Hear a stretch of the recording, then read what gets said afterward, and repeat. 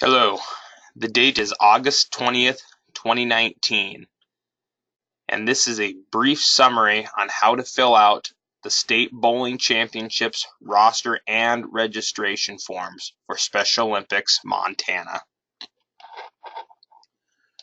First, you'll want to check your email if you are an LPC or head coach. Inside your email that you should have received, there will be all the resources necessary to register, such as the roster form, games information packet, and registration form. If you cannot find those resources or did not receive an email, please contact the state office or head to the state office's home website at SOMT.org. Once you reach that website, go to the Sports tab. Highlight the Sports tab, go down the drop-down, highlight the Our Sports tab, move over to the box, and then down to the Bowling Championships link. Click on that link. After scrolling through the page, all resources, roster, registration forms, rules, and games information packet will all be available under the Resources tab. They are currently not there due to the fact that they are currently being redone for the 2020 games, but they will be posted when they are available and updated each year. If you click on a link, make sure it is highlighted red first, and then you can download the resources and open them and edit them on your computer.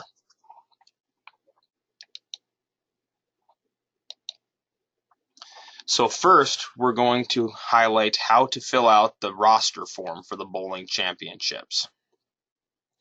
So as you see, it comes in a Microsoft Word document, so you will need an editing software of some sort. If you cannot access editing software, you can print this document, handwrite on the document, and then send the scanned document to the state office. Here on the bowling registration form, as you can see, this is the 2018 Bowling Championships form, as the new forms for 2020 have not been completed yet. But we will be basing the 2018 will be very similar to the 2020 form that will need to be submitted and possibly into the future. Here you can see it says roster form. It is planned on future forms to also list who to submit the form to, the proper email address. And first off, you're going to need to fill out the top half of this form. Okay, this is information that needs to be submitted at the due date that will be listed on the form in the future. So first thing you need to do is type in your program name. As you can see, when you click on the line, the dialog box pops up that you can type into and edit. So program name, as this is being recorded at the state office, we will go with this SOMT state office. In this program line, you're going to want to list your team name. So if you're the Great Falls Lions, for example, you'll want to type in Great Falls Lions.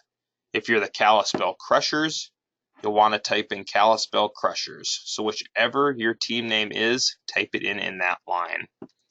LPC, this should be the primary contact for your team for all things. So whether LPC or head coach, they need to have their name typed into this box just in case the state office needs to contact them for any reason through the roster and registration process. So we're just going to use an example here. A man named Bill Jones will be our LPC. The next line says LPC cell phone, and we do need that contact information in the event there is an error on the registration form, so the LPC or head coach can be contacted to find a resolution.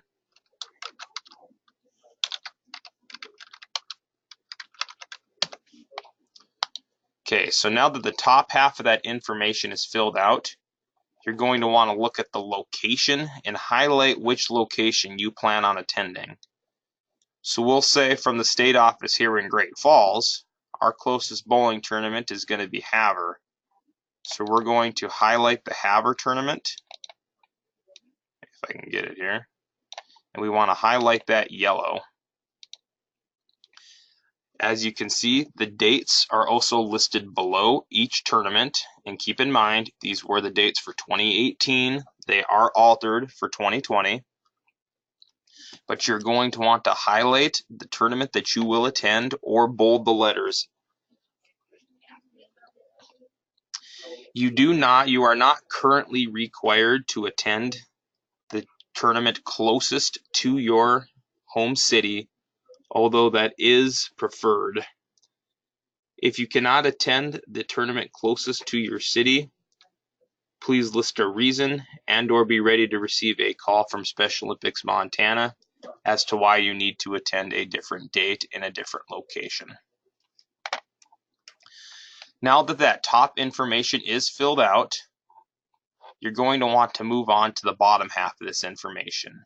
As you can see, there are only 2 columns. In the first column, you're going to want to list your athlete's full name, first and last. No middle name needed. You'll also want to list any other folks taking up roles on your team, so such as a unified teammate or partner, a coach, LPC, area director, etc., etc. Every person included on your roster will have a lunch planned for them, as we do provide lunch at the bowling championships.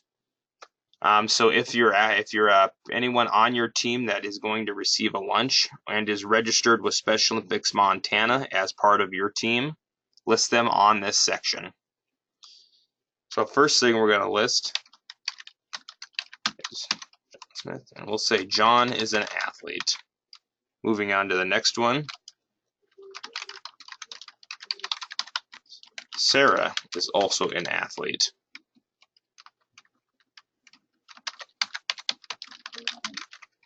Jill. Now if Jill is a unified teammate or partner, you'll want to type in unified partner.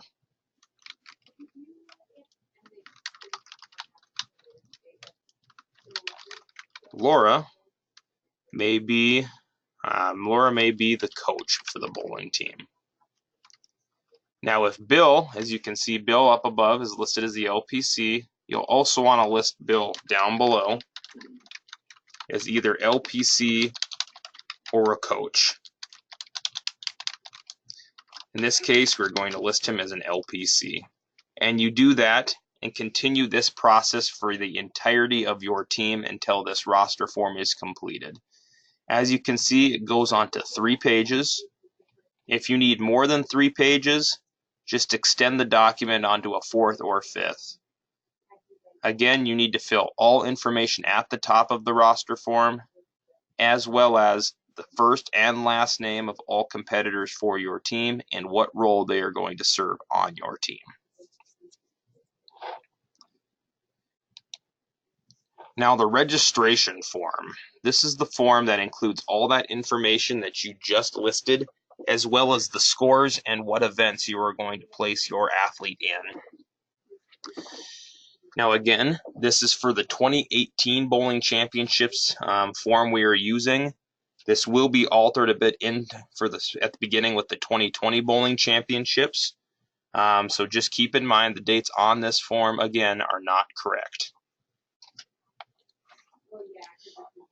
So at the top here, the future registration forms will have the due date of when the form is due and who it is due to. And again, you are going to need to list all of your team's information at the top. So again, our team name in this example is the SOMT State Office. Our LPC was Bill Jones,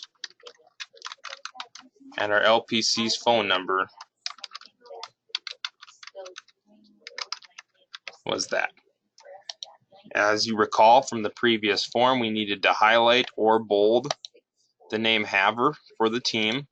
Either will work, so long as you make sure you denote which team make sure you denote which team you are which bowling tournament you plan to be a part of. Again, so you can either bold or highlight. Either will work. Now you can see the notes at the top of each document here, where it says Note 1, athletes may only compete in 2 events. That is current, was current for 2018 and most likely will be current in the future. If that changes, that note will also change. So just make sure to check the notes at the top of your document. It also notes what to submit for an average score so we can division your teams against other competitors.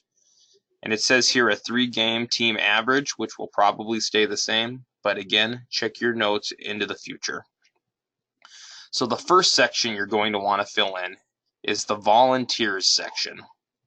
Now with the volunteers section, you're going to want to list anybody who is not a competitor on your team.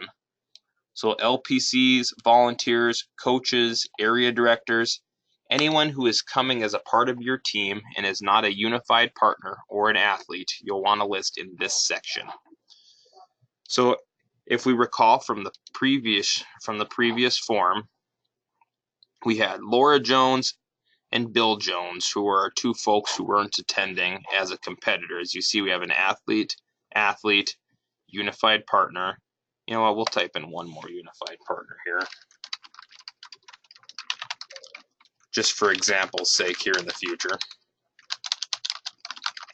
But as you recall here, we have Laura Jones and Bill Jones, who are your coach and your LPC, who are not attending and aren't competing, or are attending but are not competing.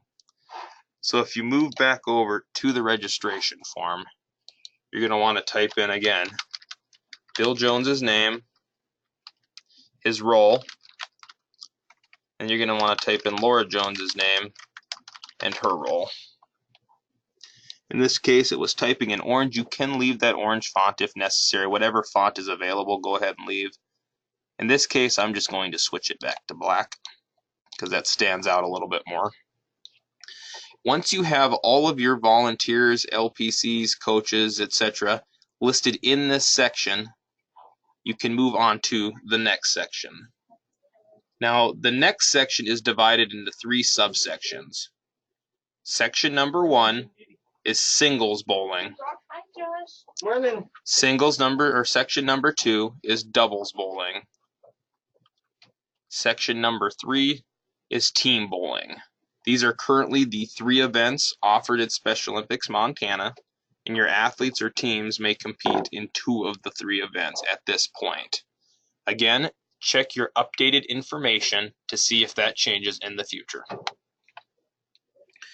So as an example, if you recall from our other form we had, the roster form, we have 2 athletes and 2 unified partners. Now, as this is singles bowling, unified partners are not allowed to compete in singles bowling. And just for the sake, as a disclaimer, just for the sake of the argument, we are going to go through all 3 sections to show how to fill them in, even though the athletes and unified partners would only be allowed to compete in 2 of the 3 events. But in this case, for singles bowling, only athletes are allowed to participate in singles bowling. Unified partners are not. So what we're going to do is list our 2 athletes' names from the roster form, John Smith and Sarah Smith. I'm going to put their first and last name.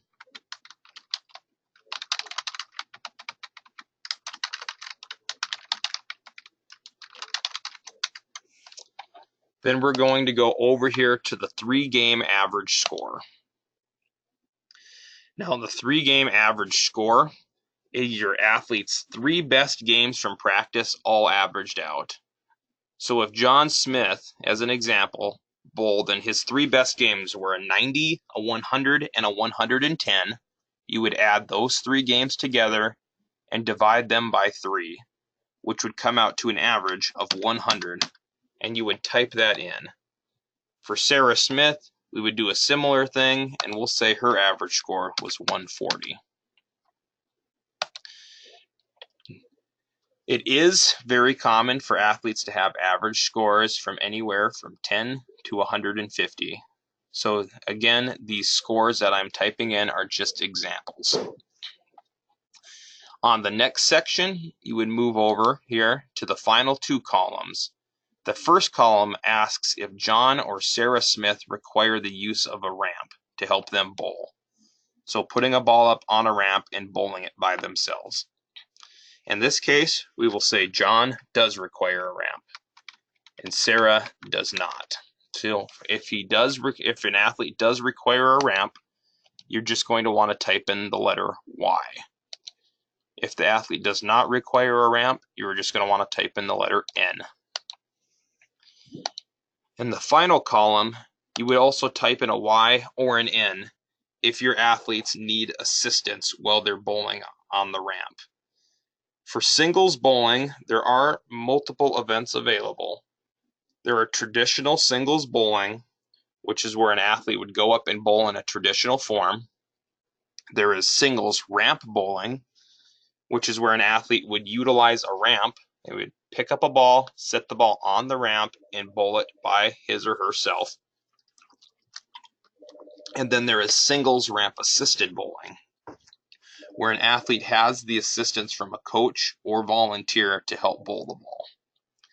Now, your athletes who participate in singles ramp assisted bowling are not only allowed to participate in singles. They are not allowed to do doubles or team at this point. But athletes who are in singles ramp are allowed to participate in doubles and team.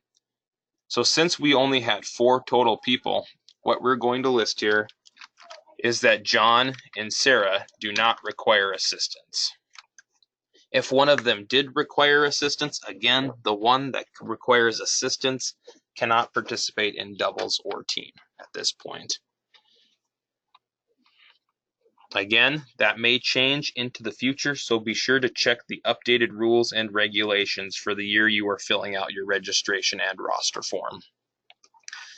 As you can see, there are multiple pages to fill in for your athletes for singles bowling. If you need additional space, just extend the boxes onto the next page. For doubles bowling, we will move on to this section. Again, there is the note here currently that assisted bowlers may not compete in doubles bowling. Again, check your regulations as that may change in the future.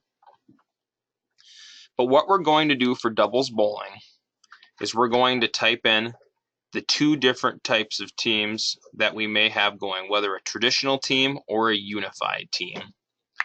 So what we want to do in this case, we're going to put together, if you recall from our roster form, we had 2 athletes and 2 unified partners.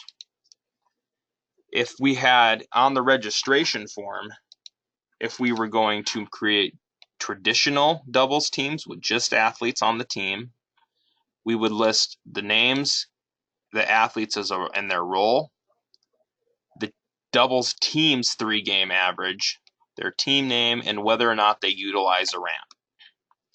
In this case, since we have 2 unified partners and 2 athletes, as an example, we're just going to build 2 unified teams.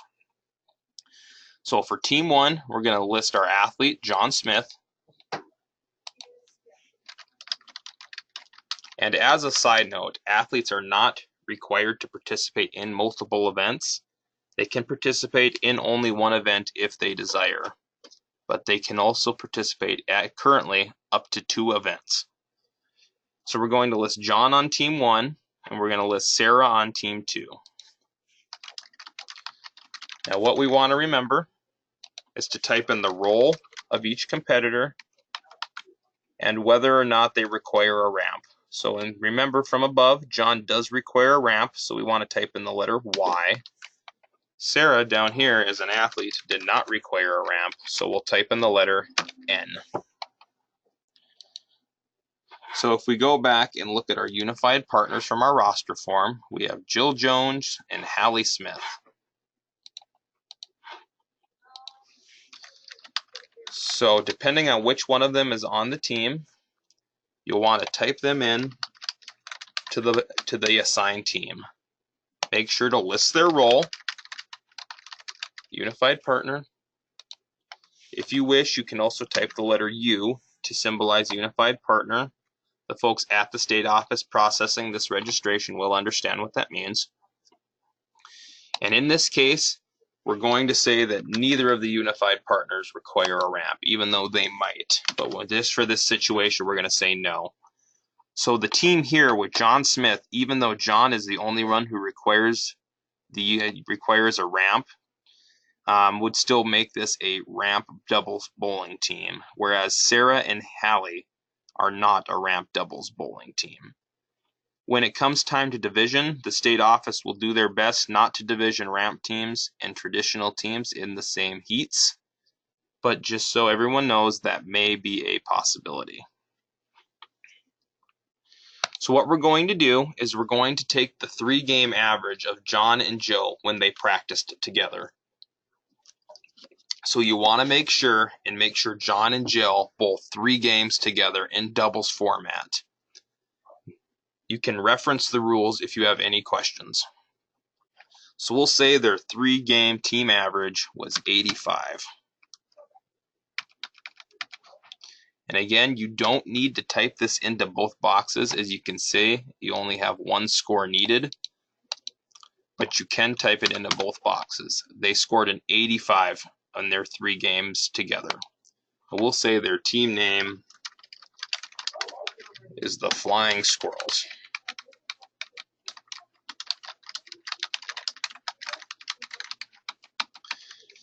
From there, we will move down. Well, you can see that added an additional box. Just ignore that. But from there, you see we can move down to Sarah Smith and Hallie Smith's team.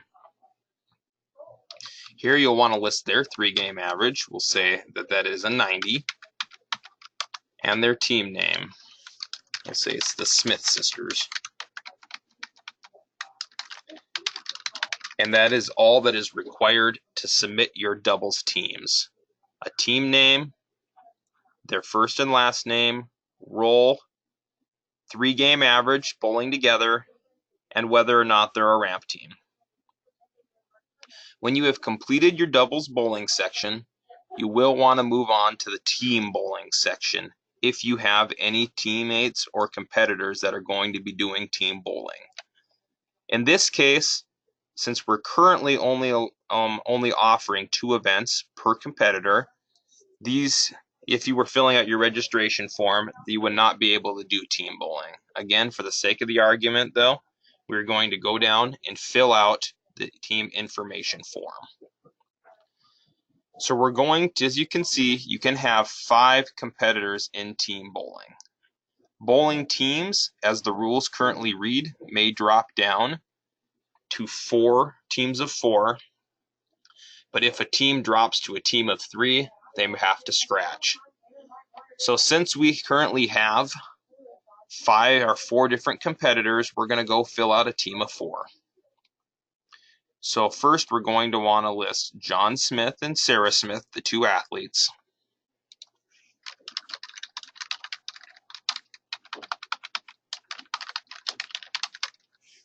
And make sure to list their role as an athlete. Again, you can type in the first letter or the whole thing. Then you'll want to go grab your unified partners, Jill Jones and Hallie Smith.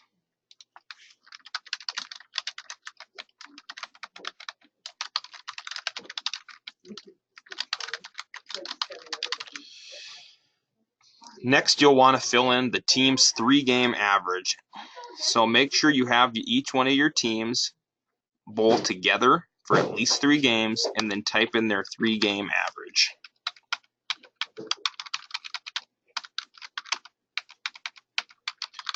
You'll also want to type in the team name. You do not have to list it all 4 times like I just listed the score. As they are a team, you only have to list the team name once, or you could list it all 4 times. It is your personal preference. In this situation, they're going to be named the Ghosts. And then you'll also want to make sure you list whether they are or not a ramp team. So in this case, John does require a ramp, as he did above, and the rest of them do not require a ramp. So this team would, if competition exists, be divisioned against other ramp bowling teams. Once you have finished filling out your form, You're going to want to save it to your computer and then email it to the email address that will be listed at the top of the form. From there, you should receive a confirmation email that your registration or roster form was received.